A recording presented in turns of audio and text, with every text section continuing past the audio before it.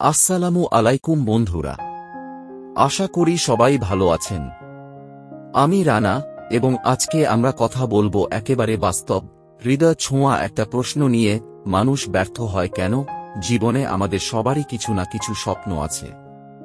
কেউ হতে চায় ডাক্তার, কেউ উদ্যোক্তা, কেউ সফল ইউটিউবার। কিন্তু আমরা কি সবাই সফল হই? না। অনেকেই মাঝপথে হাল ছেড়ে দেয়, হতাশ হয়ে পড়ে।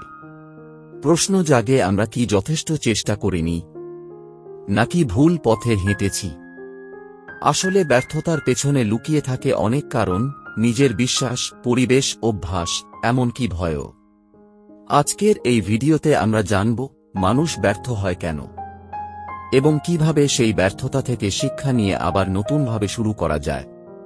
তাই ভিডিওটা একদম শেষ পর্যন্ত দেখো, কারণ হতে পারে আজকের আলোচনাটাই তোমার জীবনের টার্নিং পয়েন্ট হয়ে দাঁড়াবে। চলো শুরু করি। আমরা সবাই চাই সফল হতে, কিন্তু কেন জানি না কিছু মানুষ বারবার চেষ্টা করেও ব্যর্থ হয়।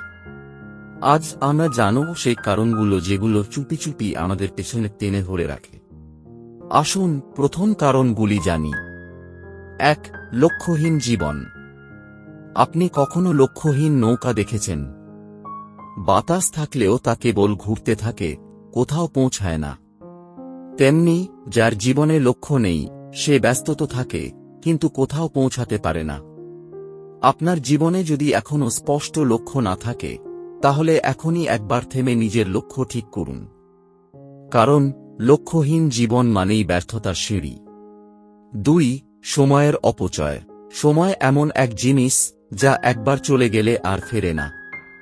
অথচ আমরা সময় অপচয়ে এতটাই অভ্যস্ত হয়ে গেছি যেন সেটা ফ্রিতে পাওয়া যায়।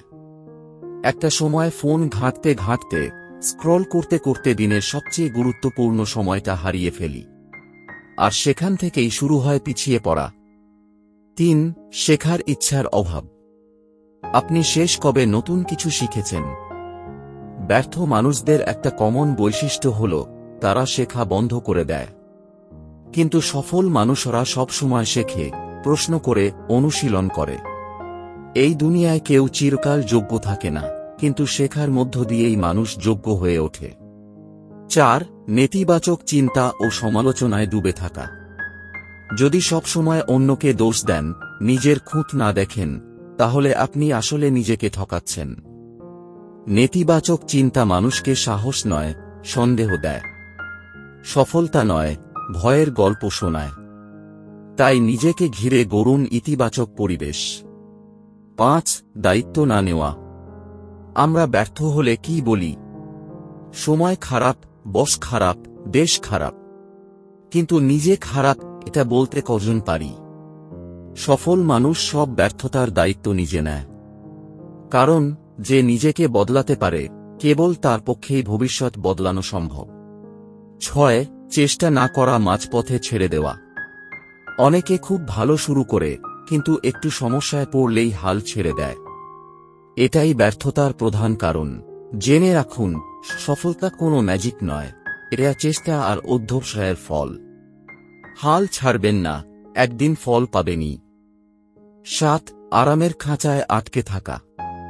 সবাই চায় সফল হতে, কিন্তু কেউই নিজের আরামের জায়গা ছাড়তে চায় না। কিন্তু সত্যিটা হলো, বড় কিছু পেতে হলে ছোট ছোট আরামগুলো ত্যাগ করতেই হবে।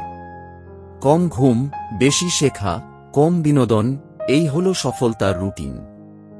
৮. অন্যের কথা অনুযায়ী চলা। মানুষ কি বলবে, এই ভয় অনেককে শেষ করে দেয়। অথচ যারা ইতিহাস গড়েছে, তারা কারো কথায় থামেনি। আপনি আপনার স্বপ্নে বিশ্বাস রাখুন।